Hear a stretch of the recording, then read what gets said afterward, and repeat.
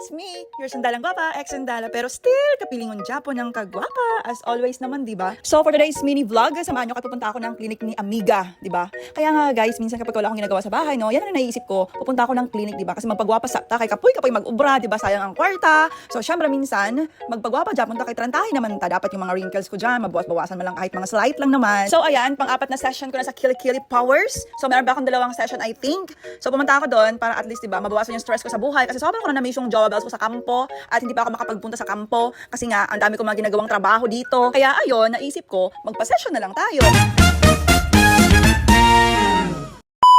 Siyempre, bago ang lahat, mag-breakfast ta. O ayan ha, kunyari ang diet na yan mga amiga.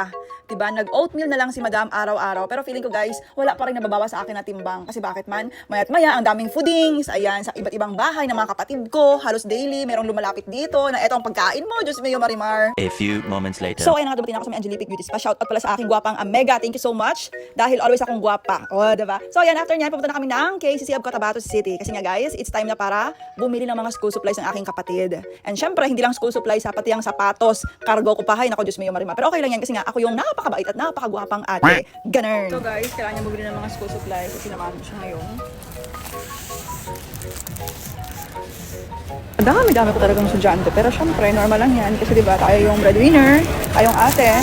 So, kailangan i-provide yung mga needs ng mga kapatid. Okay na, ano pa ko lang?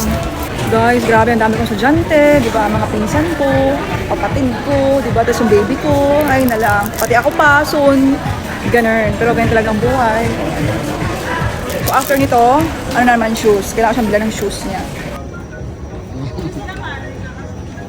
Na lang, siguro yung role ko sa buhay, no, maging mabait talaga, 'di ba? Kasi kung wala yung ate, ewan ko lang kung anong mangyayari sa mga kapatid ko. 'Di ba? So ayan guys, after namin sa school supplies, bumili kami agad ng kanyang black shoes, 'di ba? Kasi kailangan niya yan sa kanyang uniform. Siya nga pala guys, yung kanyang uniform na pinatahin namin last week nakuha na rin. And then guys, ayan, yan pa outro pa yung isa. Ako rin nagpatapos diyan guys sa isang kapatid ko. So ngayon, magte-take siya ng board exam. Ganyan ako kabait na ate guys, hindi ako selfish, hindi tulad lang iba diyan. Tapos guys, habang ako ay nagsasalamin kasi gusto ko ma-check yung aking shape ng body, kung nag-improve ang aking diet portion. So ayan, dumating yung tatay ko guys at alam nyo ba ha? Si Papang kasi yung tipo ng tao na ayaw niya ako makagastos. Para bang ano ba, hindi niya kami mga anak kasi nahihiya siya kapag meron siyang gusto, ayaw niya sabihin. So ayun, nung mapansin ko guys, pinuntahan ko siya agad at ito yung ganap.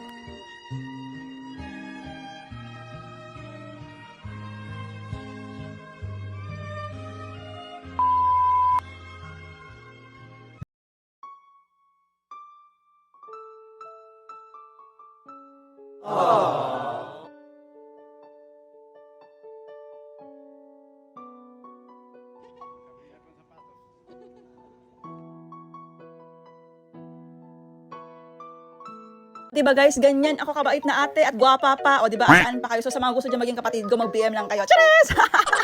So yun na guys, after naming mamili, nag-lunch na kami ng aking mga kapatid tapos ni Papang. Si Papang kasi, minsan ko na yan makasama guys, sumusulpot bigla. O diba, so syempre, wag mong tipirin yung tatay mo. Tama lang talang buhay. So yun lang yung ganap sa araw na to. Thank you so much for watching. Don't forget to follow, like, and share. I love you all. Mama!